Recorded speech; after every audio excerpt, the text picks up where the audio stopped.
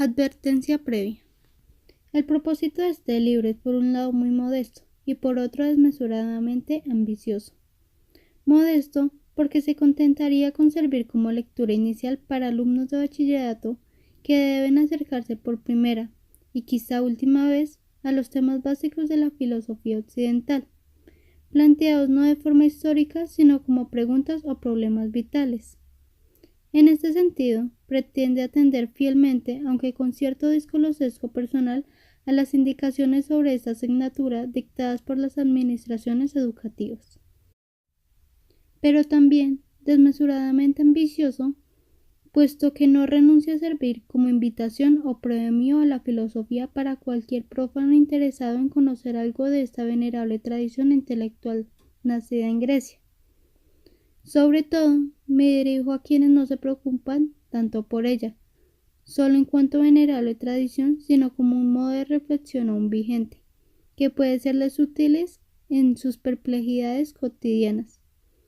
No se trata primordialmente de saber cómo se las arreglaba Sócrates para vivir mejor en Atenas hace 25 siglos, sino cómo podemos nosotros comprender y disfrutar mejor la existencia en tanto contemporáneos de Internet, del SIDA y de las tarjetas de crédito. Por ello, sin duda tendremos que remontarnos en ocasiones hasta las lecciones de Sócrates o de otros insignes maestros, pero sin limitarnos a levantar acta más o menos crítica de sus sucesivos descubrimientos. La filosofía no puede ser solamente un catálogo de opiniones prestigiosas, más bien lo contrario. Si atendemos por esta vez a la opinión prestigiosa de Ortegas y Gasset, la filosofía es idealmente lo contrario de la noticia, de la erudición. Desde luego, la filosofía es un estudio, no un puñado de ocurrencias de la tertulia, y por tanto requiere aprendizaje y preparación. Pero pensar filosóficamente no es repetir pensamientos ajenos, por mucho que nuestras propias reflexiones estén apoyadas en ellos y sean conscientes de esta necesaria. Ciertas instrucciones a la filosofía son como tratados del ciclismo, que se limitasen a rememorar los nombres y las gestas de los vencedores del Tour de Francia. Me propongo intentar aquí enseñar a montar en bicicleta y hasta dar ejemplo pedaleando yo mismo, por lejos que estén mis capacidades de las de Eddy Merckx o Miguel Indurain. Pero el lector tiene que intentar pedalear también conmigo o incluso contra mí. En estas páginas nos ofrece una guía concluyente de pensamientos necesariamente válidos, sino un itinerario personal de búsqueda y tantio. Al final de cada capítulo se propone un memorándum de cuestiones para que el lector repita por sí mismo la indignación que acaba de leer, lo que quizá le llevará a conclusiones opuestas. Nada más necesario que este ejercicio, porque la filosofía no es la revelación hecha por quien lo sabe todo, al ignorante, sino el diálogo entre iguales que se hacen cómplices en su mutuo sometimiento a la fuerza de la razón y no la razón de la fuerza. En una palabra, la hace lo que sigue como una invitación a filosofar y no como un repertorio de lecciones de la filosofía. Pero, ¿no son precisamente estas lecciones lo que cuadrará dar en el bachillerato? ¿Y acaso no es un gran atrevimiento creer que uno puede guardar el tono accesible de que pretende ser comprendido por adolescentes sin dejar por ello de tratarles como iguales y sin renunciar tampoco a ser útil u otros lectores no menos neófitos, pero adultos? Pues tal es mi atrevida pretensión en afecto. Me reconformo recordando que, según el poeta surrealista René Crevel, ningún atrevimiento es fatal. Segundo capítulo. Las verdades de la razón. La muerte, con su urgencia, ha despertado mi apetito de saber cosas sobre la vida. Quiero dar respuesta a 1000 preguntas sobre mí mismo, sobre los demás, sobre el mundo que nos rodea, sobre los otros seres vivos o inanimados, sobre cómo vivir mejor. Me pregunto qué significa todo este lío en que me veo metido, un lío necesariamente mortal, y encima reírme de ellas, aturdirme para no pensar, pero vuelven con insistencia tras breves momentos de tregua. Y menos mal que vuelven, porque si no volviesen sería señal de que la noticia de mi muerte no ha servido más que para asustarme, de que ya estoy muerto en cierto sentido, de que no soy capaz más de que esconder la cabeza bajo las sábanas en lugar de utilizarla. Querer saber, querer pensar. Eso equivale a querer estar verdaderamente vivo, vivo frente a la muerte, no atontado y anestesiado esperándola. Bien, tengo muchas preguntas sobre la vida, pero hay una previa a todas ellas, fundamental, la de cómo contestarlas, aunque sea de modo parcial. La pregunta previa a todas es, ¿cómo contestaré a las preguntas que la vida me sugiere? Y si no puedo responderlas convincentemente, ¿cómo lograr entenderlas mejor? A veces entender mejor lo que uno pregunta ya es casi una respuesta. Pregunto lo que no sé, lo que aún no sé, lo que quizá nunca llegaré a saber. Incluso a veces ni siquiera sé todo lo que me pregunto. En una palabra, la primera de todas las que me pregunto que debo intentar responder es esta. ¿Cómo llegar a saber lo que no sé? O quizá, ¿cómo puedo saber qué es lo que quiero saber? ¿Qué busco preguntando? ¿De dónde puede venirme alguna respuesta más o menos válida? Para empezar, la pregunta nunca puede nacer de la ignorancia. Si no supiera nada o no creyese al menos saber algo, ni siquiera podría hacer preguntas. Pregunto desde lo que sé o creo saber, porque parece insuficiente y dudoso. Imaginemos que bajo mi cama existe, sin que yo lo sepa, un pozo lleno de raras maravillas. Como no tengo ni idea de que haya tal escondrijillo, es imposible que me pregunte jamás cuántas maravillas hay, en qué consisten ni qué por qué son tan maravillosas. En cambio puedo preguntarme qué están hechas las sábanas de mi cama, cuántas almohadas tengo en ella, cómo se llama el carpintero que la fabricó, cuál es la postura más cómoda para descansar en este lecho y quizá si debo compartirlo con alguien, o mejor dormir solo.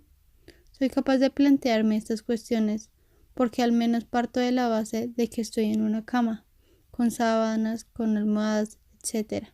Incluso podría saltarme también la duda de que si estoy realmente en una cama y no en el interior de un cocodrilo gigante que me ha devorado mientras hacía la siesta. Todas estas dudas sobre si estoy en una cama o cómo es mi cama solo son posibles porque al menos creo saber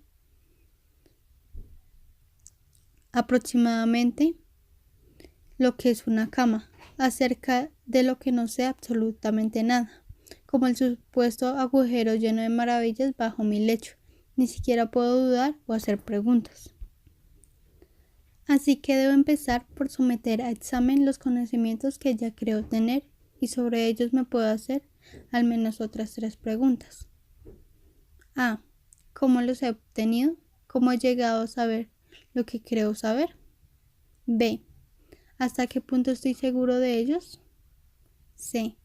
¿Cómo puedo ampliarlos, mejorarlos o en su caso sustituirlos por otros más fiables? Hay cosas que sé porque me las han dicho otros. Mis padres me enseñaron, por ejemplo, que es bueno lavarse las manos antes de comer y que 4 esquinitas de mi cama y 4 angelitos que me la guardan. Aprendí que las canicas de cristal valen más que las de barro, porque me los dijeron los niños de mi clase en el patio de recreo. Un amigo muy ligón me reveló en la adolescencia que cuando te acercas a 2 chicas, hay que hablar primero con la más fea, para que la guapa se vaya fijando en ti. Más tarde, otro amigo, muy viajero, me informó de que el mejor restaurante de la mítica Nueva York se llama Four Seasons y es hoy leído en el periódico que el presidente ruso Yeltsin es muy aficionado al vodka. La mayoría de mis amigos me dijeron estos conocimientos provienen de fuentes semejantes a estas. Hay otras cosas que sé porque me las he estudiado, de los borrosos recuerdos de la geografía de mi infancia. Tengo la noticia de que la capital de Honduras se llama asombrosamente Tegucigalpa. Mis someros estudios de geometría me convencieron de que la línea recta es la distancia más corta entre dos puntos, mientras que las líneas paralelas solo se juntan en el infinito. También creo recordar que la composición química del agua es H2O. Como aprendí francés desde pequeño, puedo decir Hay perdun ma plume dans le jardin de ma tante, para informar a un parásito de que he perdido mi pluma en el jardín de mi tía, cosa, por cierto, que nunca me ha pasado. Lástima no haber sido nunca demasiado estudioso, porque podría haber obtenido mucho más conocimientos por el mismo método. Pero también sé muchas cosas por experiencia propia. Así, he comprobado que el fuego quema y que el agua moja. Por ejemplo, también puedo distinguir los diferentes colores del arco iris. De modo que cuando alguien me dice azul, yo me imagino cierto tono que a menudo he visto en el cielo o en el mar. He visitado la plaza de San Marcos en Venecia y por tanto creo firmemente que es notable mayor que la extrañable plaza de la Constitución de mi San Sebastián natal. Sé lo que es el dolor, porque he tenido varios cólicos nefróticos, lo que es el sufrimiento porque he visto morir a mi padre y lo que es el placer porque una vez recibí un beso estupendo de una chica en cierta estación. Conozco el calor, el frío, el hambre, la sed y muchas emociones, para algunas de las cuales ni siquiera tengo nombre.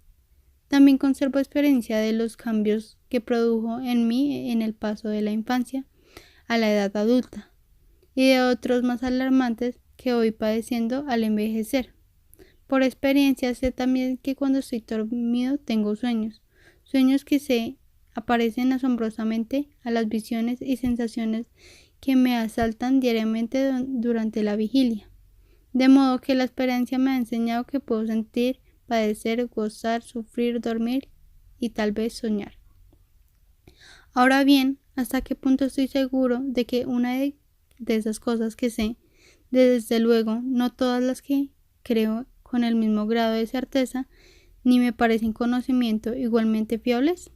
Pensándolo bien, cualquiera de ellas puede suscitarme dudas. Créeme algo, solo porque otros me lo han dicho no es demasiado prudente. Podrían estar ellos mismos equivocados o querer engañarme. Quizás mis padres me amaban demasiado para decirme siempre la verdad. Quizá mi amigo viajero sabe poco de gastronomía o el Ligón nunca fue un verdadero experto en la psicología femenina. De las noticias que leo en los periódicos, ¿para qué hablar? No hay nada más que comparar lo que se escribe en unos con lo que cuentan otros, para ponerlo todo como un poco de entredicho. Aunque ofrezcan mayores garantías, tampoco las materias de estudio son absolutamente fiables. Muchas cosas que estudié de joven hoy se explican de otra manera. Las capitales de los países cambian de un día para otro. ¿Sigue siendo Tegucigalpa la capital de Honduras? Y las ciencias actuales descartan numerosas teorías de los siglos pasados. ¿Quién puede asegurarme de lo que hoy tenido por cierto no será también descartado mañana? Ni siquiera lo que yo mismo puedo experimentar es fuente segura de será también descartado mañana.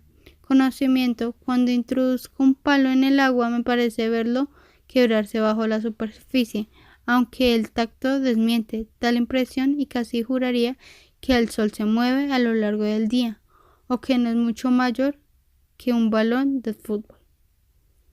Si me tumbo en el suelo puedo taparlo con solo alzar un pie, mientras que en la astronomía me da noticias muy distintas al respecto.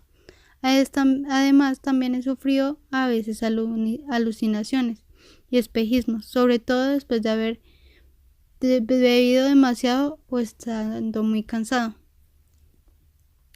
Quiere todo, es decir, que nunca debo fiarme de lo que me dice, de lo que estudio o de lo que experimento, de ningún modo, pero parece impredecible revisar de vez en cuando algunas cosas que creo saber, compararlas con otros de mis conocimientos, someterlas a examen crítico, debatirlas con otras personas que puedan ayudarme a entender mejor. En una palabra, buscar argumentos para asumirlas o refutarlas. A este ejercicio de buscar y sopesar argumentos antes de aceptar como bueno lo que creo saber es a lo que los términos generales se le llama utilizar la razón. Desde luego, la razón no es algo simple. No es una especie de faro luminoso que debemos tener en nuestro interior para alumbrar la realidad ni una cosa parecida. Se parece más bien a un conjunto de hábitos deductivos, tantios y cautelas, en parte dictados por la experiencia y en parte basados en las pautas de la lógica. La combinación de todos ellos constituye una facultad capaz, al menos en parte, de establecer o captar las relaciones que hacen que las cosas dependan unas de otras y estén constituidas de una determinada forma y no de otra. Le plagio esta definición, modificándola a mi gusto, a un filósofo del siglo XVIII, Leibniz. En ocasiones puedo alcanzar algunas certezas racionales que me servirán como criterio para fundar mis conocimientos. Por ejemplo, que dos cosas iguales a una tercera son iguales entre sí, o que algo no puede ser y no ser a la vez en un mismo respecto. Una cosa puede ser blanca o negra, blanquinegra, gris, pero al mismo tiempo totalmente blanca y totalmente negra. En muchos otros casos debo conformarme con establecer racionalmente lo más probable o verosímil. Dados los numerosos testimonios que coinciden en afirmarlo, puedo aceptar que en Austria hay canguros. No parece insensato asumir que el aparato con que caliento las pizzas en mi cocina es un horno microondas y no una nave alienígena. Puedo tener cierta confianza en que el portero de mi casa, que se llama Juan, como ayer, tiene el mismo aspecto y la misma voz que ayer. Me saluda como ayer, etc. Es efectivamente la misma persona que vi ayer en la portería, aunque no espero que ningún acontecimiento altere mi creencia racional. En los principios de la lógica o de la matemática debo admitir, en cambio, también por cautela racional, que en otros campos lo que hoy me resulta verosímil, aun probable, siempre puede estar sujeto a revisión. De modo que la razón no es algo que me cuentan los demás, ni el fruto de mis estudios o de mis experiencias, sino un procedimiento intelectual crítico que utilizo para organizar las noticias que he recibido. Los estudios que realizo o las experiencias que tengo, aceptando unas cosas, al menos provisionalmente, en espera de mejores argumentos, y descartando otras, intentando siempre vincular mis creencias entre sí con cierta armonía. Y lo primero que la razón intenta armonizar es mi punto de vista meramente personal o racional. Puede considerarse la realidad. Si una creencia mía se apoya en argumentos racionales, no pueden ser racionales solo para mí. Lo característico de la razón es que nunca es exclusivamente mi razón. De aquí proviene la esencial universalidad de la razón, en la cual grandes filósofos como Platón o Descartes siempre han insistido. Esa universalidad significa, primero, que la razón es universal en el sentido de que todos los hombres la poseen, incluso los que usan peor, los más tontos para entendernos. de modo que con atención y paciencia todos podríamos convenir en los mismos argumentos sobre algunas cuestiones. Y segundo, que la fuerza de convicción de los razonamientos es comprensible para cualquiera, con tal de que se decida a seguir el método racional, de modo que la razón puede servir de árbitro para zanjar muchas disputas entre los hombres. Esa facultad, ese conjunto de facultades llamado razón, es precisamente lo que todos los humanos tenemos en común, y en ello se funda nuestra humanidad compartida. Por eso Sócrates proviene al joven Fedón contra dejarse invadir por el odio a los razonamientos, como algunos llegan a odiar a los hombres, porque no existe un mal mayor que caer presa de ese odio de los razonamientos. Fedón 890. Detestar la razón es detestar a la humanidad, tanto a la propia como a la ajena, y enfrentarse a ellas sin remedio como enemigo suicida. El objetivo del método racional es establecer la verdad, es decir, la mayor concordancia posible entre lo que creemos y lo que efectivamente se da en la realidad de lo que formamos parte. Verdad y razón comparten la misma vocación universalista, el mismo propósito de validez tanto para mí mismo como para el resto de mis semejantes, los humanos. Lo expresó concisamente muy bien Antonio Machado en estos versos. Tu verdad no, la verdad. Y ven conmigo a buscarla, la tuya guárdatela. Buscar la verdad por medio del examen racional de nuestros conocimientos consiste en intentar aproximarnos más a lo real. Ser racionalmente veraces debería equivaler al llegar a ser lo más realistas posible. Pero no todas las verdades son del mismo género porque la realidad abarca dimensiones muy diversas.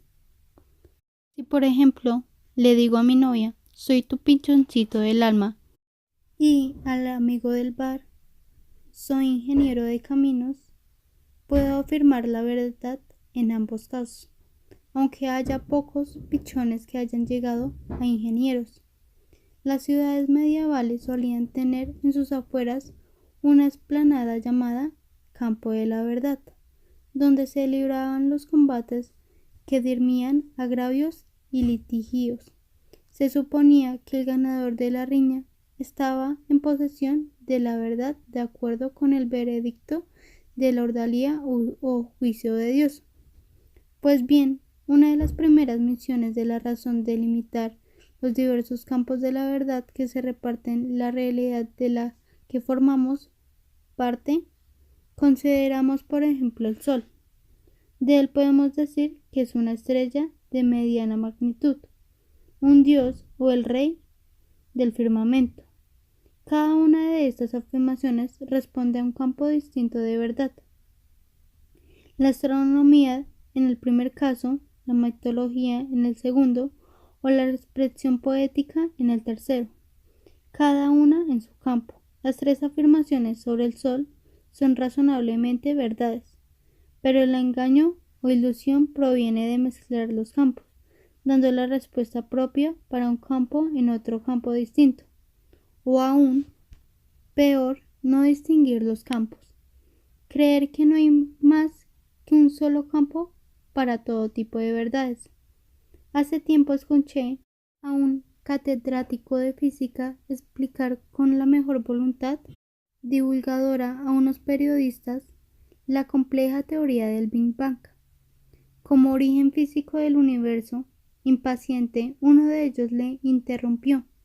De acuerdo, muy bien. Pero, ¿existe o no existe el Dios creador? He aquí un caso flagrante de confusión entre campos de verdad distintos, porque Dios no es un principio físico.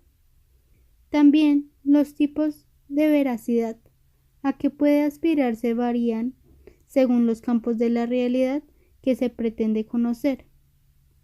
En matemáticas, por ejemplo, Debemos exigir exactitud en los cálculos, mientras en el rigor, en los razonamientos, es todo lo que podemos esperar en cuestiones éticas o políticas. Según indicó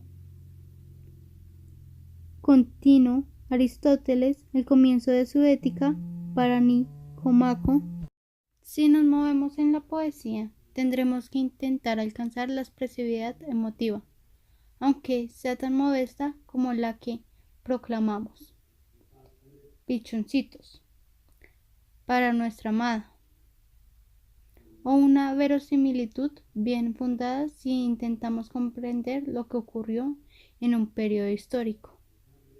Hay verdades meramente convencionales, como la que el fuego haya de llamarse fuego, fire o feo, y otras que provienen de nuestras impresiones sensoriales, como la de que el fuego quema, se llame como se llame. Muchas verdades convencionales cambiarían si nos mudamos de país, pero las otras no. A veces, la fiabilidad necesaria y suficiente en un campo de verdad es imposible en otro. Incluso es intelectualmente perjudicial exigirla allí. Después de todo, nuestra vida abarca formas de realidad muy distintas, y la razón debe servirnos para pasar convenientemente de unas a otras. Ortega y Gasset distinguió entre ideas y creencias. Son ideas nuestras construcciones intelectuales, por ejemplo, la función fanerograma de ciertas plantas o la teoría de la relatividad, mientras que constituyen nuestras creencias, esas certezas que damos por descontadas hasta el punto de no pensar siquiera en ellas.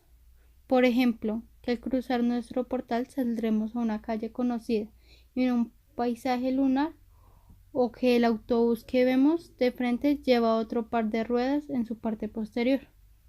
Tenemos tales o cuales ideas, pero en cuanto nuestras creencias, de ahí la desazón que nos causan a menudo las preguntas filosóficas, y tratar de sustituirlas por ideas argumentalmente sostenidas. Por eso, Aristóteles dijo que el comienzo de la filosofía es el asombro, es decir, la capacidad de maravillarnos ante lo que todo a nuestro alrededor consideran obvio y seguro. Sin embargo, incluso el empecinado filósofo necesita para vivir cotidianamente apoyarse en útiles creencias de sentido común, lo cual no quiere decir que sean irrefutablemente verdaderas, sin ponerlas constantemente en entredicho. De acuerdo, la razón nos sirve para examinar nuestros supuestos conocimientos, rescatar de ellos la parte que tenga de verdad y a partir de esta base tantear hacia nuevas verdades. Pensamos así de unas creencias tradicionales, semi inadvertidas, a otras racionalmente contrastadas, pero, ¿y la creencia en la razón misma? Hay algunos que han considerado una vieja hembra engañadora, como Nietzsche decía de la gramática, y la creencia en la verdad. ¿No podrían ser también acaso ilusiones nada fiables y fuente de otras ilusiones perniciosas?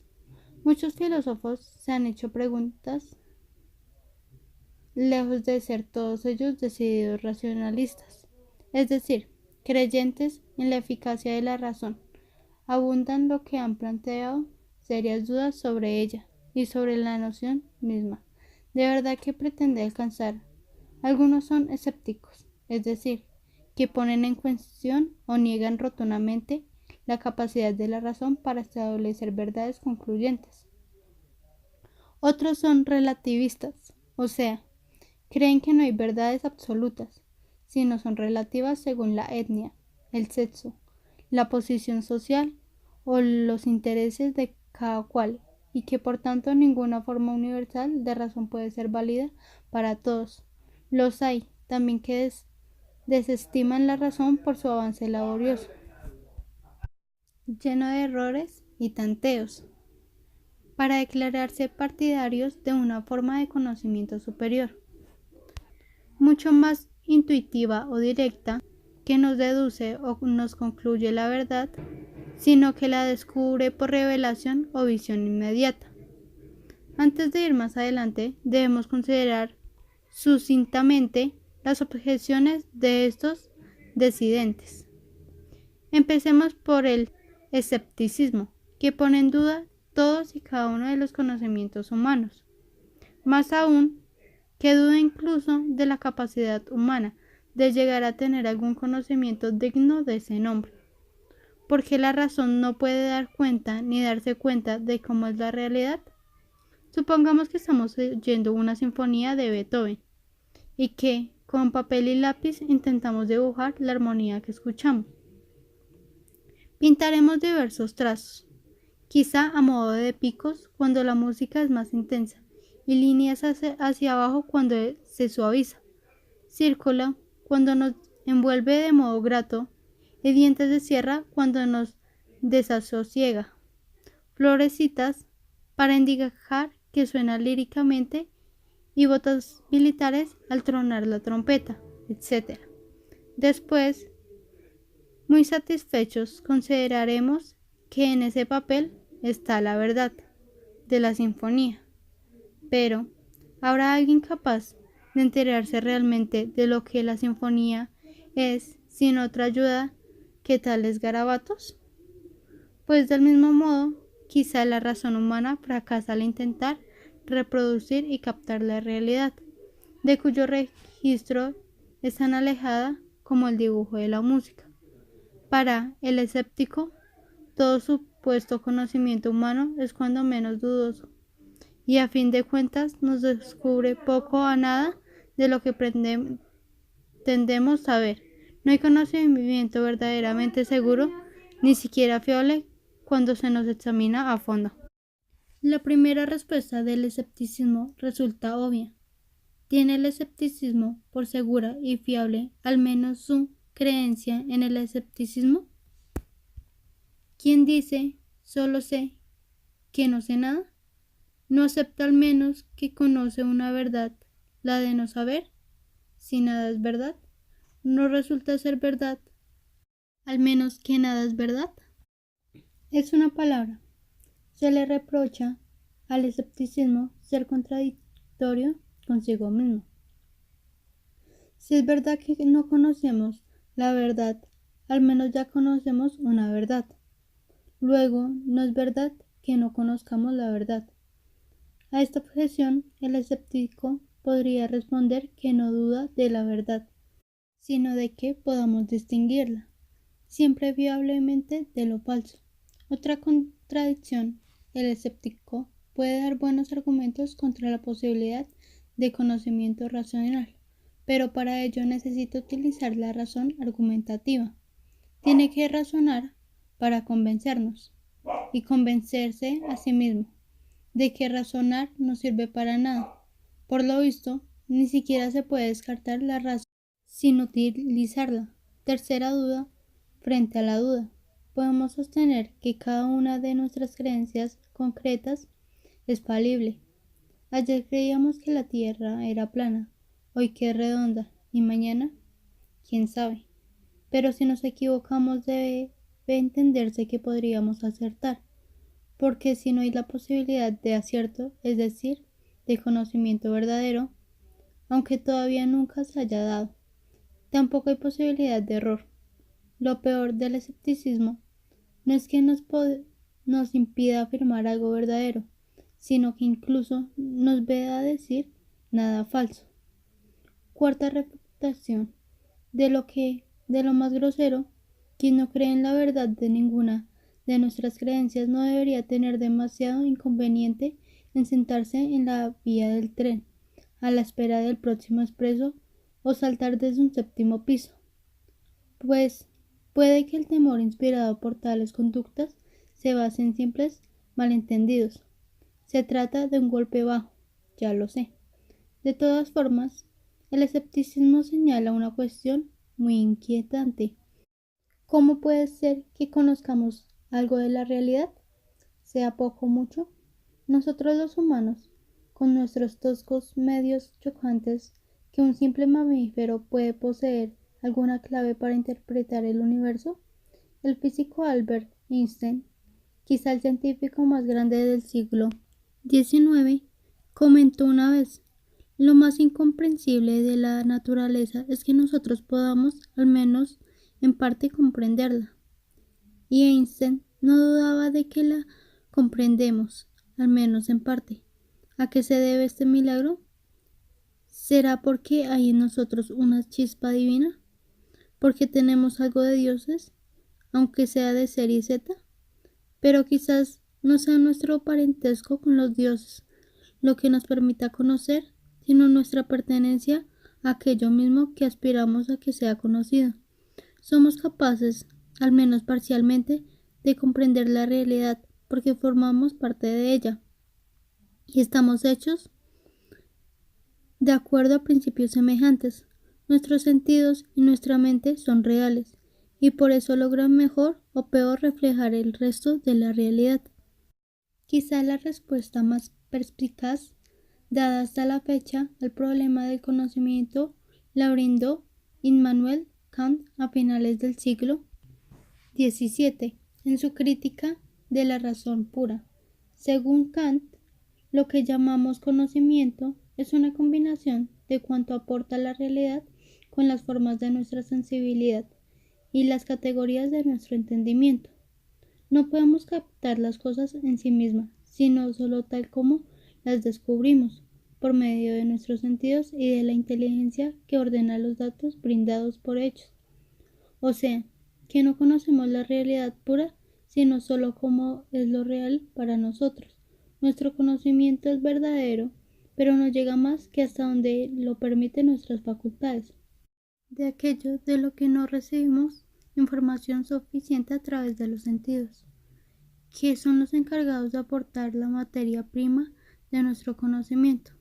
No podemos saber realmente nada, y cuando la razón especula en el vacío sobre absolutos como Dios, el alma, el universo, etc., se atrulla en contradicciones insalvables. El pensamiento es abstracto, o sea, que procede de una base de síntesis sucesivas a partir de nuestros datos sensoriales. Sintetizamos todas las ciudades que conocemos para obtener el concepto ciudad, o de las mil formas imaginables de sufrimiento llegamos a obtener la noción de dolor, agrupando los rasgos intelectualmente relevantes de lo diverso. Pensar consiste luego en volver a descender desde la síntesis más lejana a los particulares datos concretos hasta los casos individuales y viceversa, sin perder nunca el contacto con los experimentos ni limitaciones solamente a la abrumadora dispersión de sus anécdotas. Tal explicación está de alguna manera compleja de lo que esbozado, pero lo destacable de su esfuerzo genial es que intenta salvar a la vez a los recelos del escepticismo y la realidad efectiva de nuestros conocimientos, tal como se manifiestan en la ciencia moderna, que para el representante, el gran Newton. También el relativismo pone en cuestión que seamos alguna vez capaces de alcanzar la verdad por medio de razonamientos. Como ya ha quedado dicho, en la argumentación racional debe conciliarse el punto de vista subjetivo y personal con el objetivo o universal, siendo este el último punto de vista de cualquier otro ser humano, que por sí decir, mirarse por encima de mi hombro, mientras estoy razonando. Pues bien, los relativistas opinan que tal cosa es imposible, y que mis condicionamientos subjetivos siempre se imponen a cualquier pretensión de objetividad universal. A la hora de razonar, cada cual lo hace según su etnia, su sexo, su clase social, sus intereses económicos o políticos, incluso su carácter. Cada cultura tiene su lógica diferente y cada una con su forma de pensar idiosincrática e intransferible. Por tanto, Hay tantas verdades como culturas, como sexos, como clases sociales, como intereses, como caracteres individuales, quienes no hablan de verdades, sino de la verdad, y sostienen la pertenencia de los versos de Antonio Machado, que antes citábamos. Suelen ser considerados por los relativistas diversas cosas feas, etnocéntricos, logocéntricos, falocéntricos y en general concéntricos en torno a sí mismos, es decir, gente despistada o abusona que toma su propio punto de vista por la perspectiva de la razón universal. Resulta imposible y sin duda indeseable negar la importancia de nuestros condicionamientos socioculturales o psicológicos, cuando nos podemos razonar, pero puede asegurarse que invaliden totalmente el alcance universal de ciertas verdades alcanzadas a partir de ellos y a pesar de ellos. Los hallazgos científicos de la única mujer ganadora de los premios Nobel, Madame Curie, son válidos solo para los madames y también para los monsieurs. Deben desconfiar del japonés del siglo XX del valor que tenga para ellos la ley de gravitación descubierta por un inglés empelucado del siglo XIX, llamado Newton.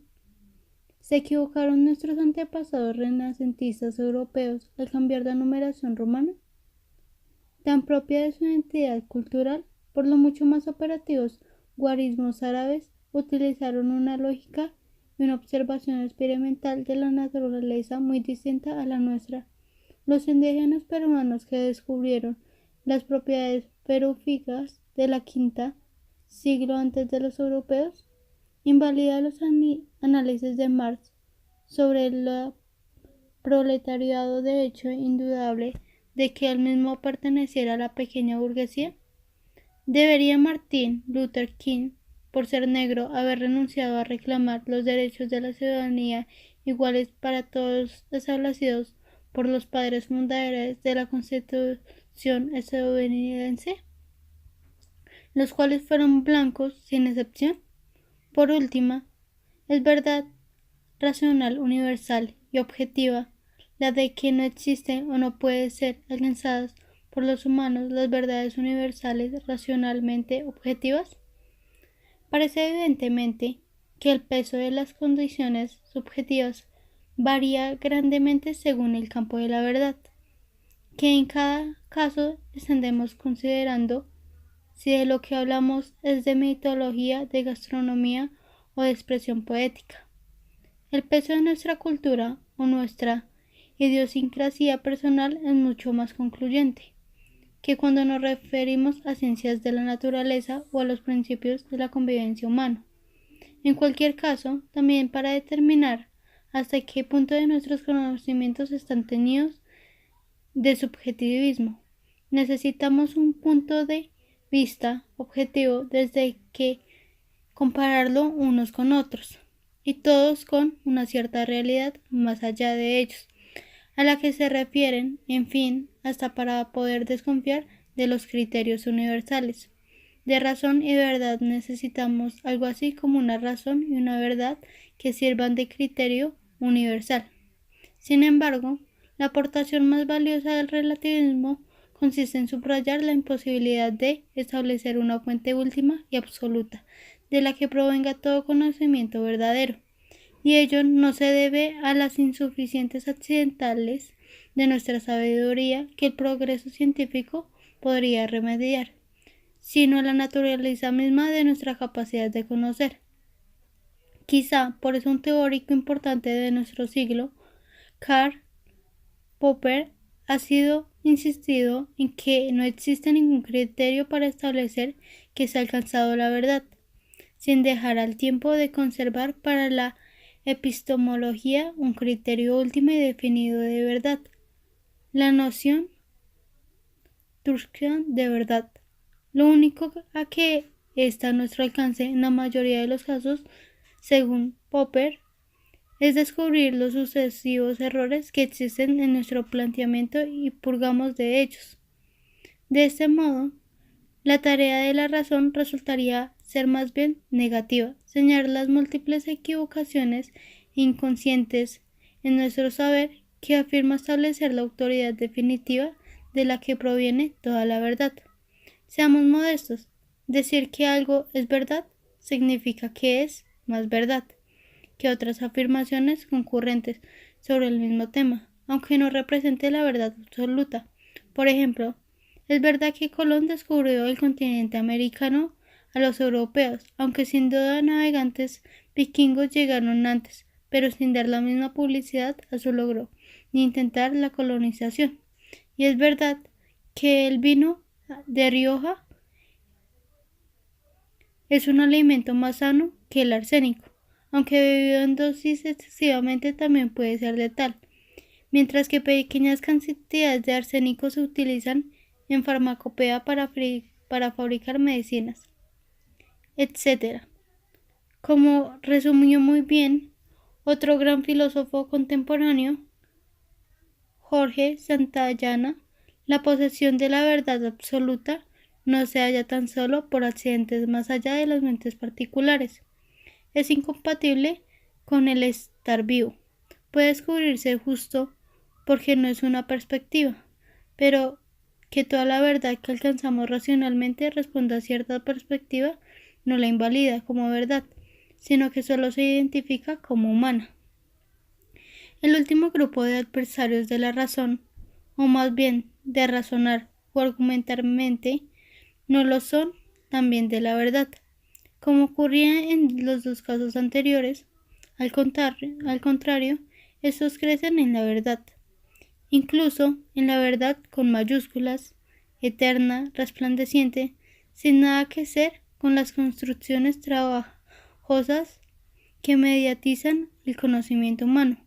En una palabra, esta verdad absoluta, indiscutible, no nos debe nada. Tampoco piensa que puede llegar hasta ella por el laborioso y vacilante método racional, sino que es una verdad que se nos revela, bien sea porque nos la descubren algunos maestros sobrehumanos, dioses.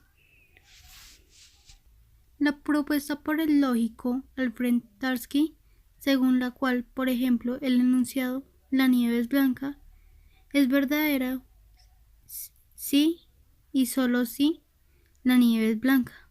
Los reinos del ser de G. Santayana prefació tras el Francisco González Aramburu, México, Fondo de Cultura, Ancestros inspirados, etc. Actualmente se ha extendido una versión que me parece errónea de la relación entre la capacidad de argumentación y la igualdad democrática. Se da por supuesto que cada cual tiene derecho a sus propias opiniones y que intentar buscar la verdad, no la tuya ni la mía, es una pretensión dogmática, casi totalitaria. En el fondo, no hay planteamiento más directamente antidemocrático que este. La democracia se basa en el supuesto de que no hay hombres que nazcan para mandar, ni otros nacen para obedecer, sino que todos nacemos con la capacidad de pensar y por tanto con el derecho político de intervenir en la gestión de la comunidad de la que formamos parte. Pero para que los ciudadanos puedan ser políticamente iguales, es impredeciblemente que en cambio no todas sus opiniones lo sean. Debe haber algún modo de jerarquizar las ideas en la sociedad no jerárquica, potenciando las más adecuadas y desechando las más erróneas o dañinas. En una palabra, buscando la verdad. Tal es precisamente la misión de la razón, cuyo uso todas compartimos. Antaño de las verdades sociales, las establecían los dioses, la tradición de los soberanos absolutos, etc. En la sociedad democrática, las opiniones de cada cual no son fortalezas o castillos donde encerrarse como forma de autoafirmación personal. Tener una opinión no es tener una propiedad que nadie tiene derecho a arrebatarnos. Ofrecemos nuestra opinión a los demás para que la debatan y en su caso la acepten o la refuten, no simplemente para que sepan dónde estamos y quiénes somos. Desde luego, no todas las opiniones son iguales válidas. Valen más las que tienen mejores argumentos a su favor y las que mejor resisten a la prueba de fuego del debate con las objeciones que se les plantea. Si no queremos que sean los dioses o ciertos hombres privilegiados los que usurpen la autoridad social, es decir, quienes decidan cuál es la verdad que conviene a la comunidad, nos queda otra alternativa, que someternos a la autoridad de la razón como vía hacia la verdad. Pero la razón no está situada como un árbitro semidivino por encima de nosotros para zanjar nuestras disputas, sino que funciona dentro de nosotros y entre nosotros. No solo tenemos que ser capaces de ejercer la razón en nuestras argumentaciones, sino también, y esto es muy importante y quizá aún más difícil, debemos desarrollar la capacidad de ser convencidos por las mejores razones, venga de quien venga. No acata la autoridad democrática de la razón, quien solo sabe manejarla a favor de sus tesis para considerar humillarte por persuadido por razones opuestas. No basta con ser racional, es decir, aplicar argumentos racionales o a casos o cosas o hechos, sino que resulta no menos impredecible ser razonable, o sea, escoger a nuestros razonamientos el peso argumental de otras subjetividades que también se expresan racionalmente.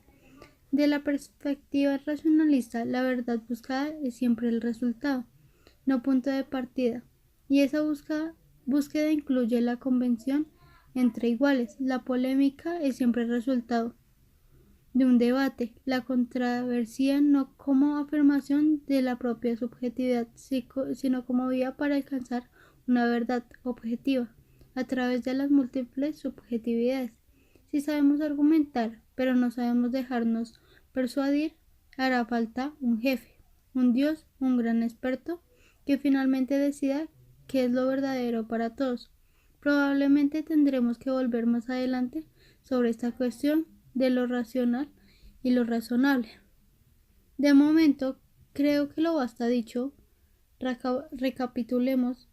Acostados por la muerte debemos pensar la vida, pensarla, es decir, conocer mejor a ella, a cuánto contiene y cuánto significa. Tenemos múltiples fuentes de conocimiento, pero todas han pasar a criba crítica de la razón, que verifica, organiza y busca la coherencia en lo cual de lo que sabemos, aunque sea provisionalmente, pero la vida está llena de preguntas. ¿Por cuál empezar? Tras habernos preguntado cómo responderlo, la primera de todas puede ser esta: ¿quién soy yo? O quizá, ¿qué soy yo? ¿De qué pensar? ¿Cuál es la pregunta previa a las restantes preguntas de la vida? ¿De dónde nos viene lo que creemos saber? ¿Podemos estar medianamente seguros de tales conocimientos? ¿A qué llamar razón? ¿Cuál es la relación entre la razón y la verdad? ¿Cuánto hay en la razón de subjetivo y cuánto de objetivo? ¿Se puede compartir la razón y la verdad con otros? Quizá con todos. ¿Cuáles son los argumentos de los escépticos y cómo se les puede responder? ¿En qué consiste el relativismo? Si todo es relativo, ¿será el relativismo relativo también? ¿Podrá llegarse a la verdad sin utilizar la razón? ¿Por fe o por intuición? ¿Quizá por una corazonada? Porque no puede haber una razón muda y que tiene que ver con conversar, con razonar. ¿Tiene implicaciones políticas el método racional de llegar a la verdad? Para utilizar correctamente la razón, ¿basta ser racional o hay que ser también razonable? Puedo ser racional contra mi prójimo, pero ¿puedo ser razonable contra los demás? ¿Consiste la democracia en el derecho de defender públicamente las propias opiniones o en la obligación de tenerlas a todas por igual válidas? ¿Es irracional o humillante dejarse convencer por dos argumentos racionales?